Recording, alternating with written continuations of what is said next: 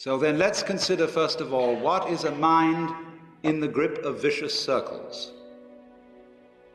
Well, one of the most obvious instances that we all know is the phenomenon of worry. The doctor tells you that you have to have an operation. And that has been set up so that automatically everybody worries about it. But since worrying takes away your appetite and your sleep, it's not good for you. But you can't stop worrying, and therefore you get additionally worried that you are worrying. And then, furthermore, because that is quite absurd and you're mad at yourself because you do it, you are worried because you worry because you worry. That is a vicious circle. So now, can you allow your mind to be quiet? Isn't it difficult? Because the mind seems to be like a monkey, jumping up and down and jabbering all the time. Once you've learned to think, you can't stop. And an enormous number of people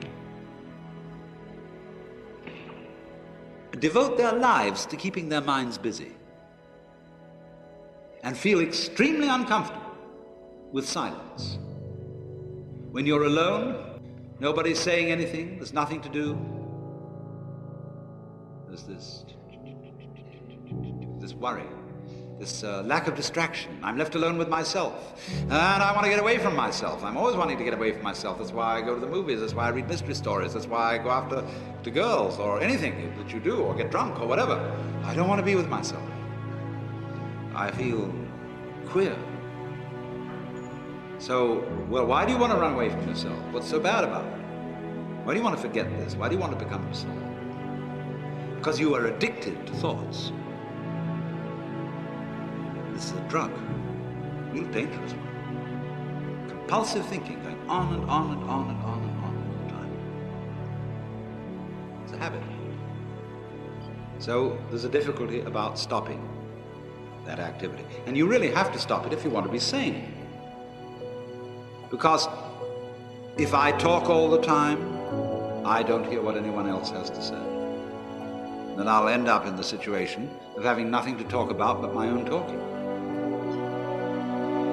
Or so in exactly the same way, if I think all the time, I won't have anything to think about except thoughts.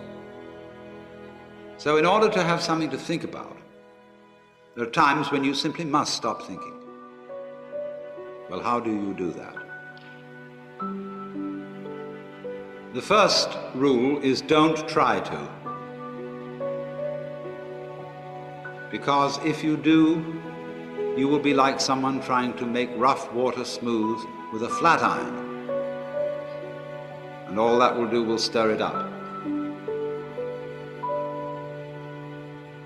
So in the same way as a muddy, turbulent pool quiets itself when left alone, you have to know how to leave your mind alone.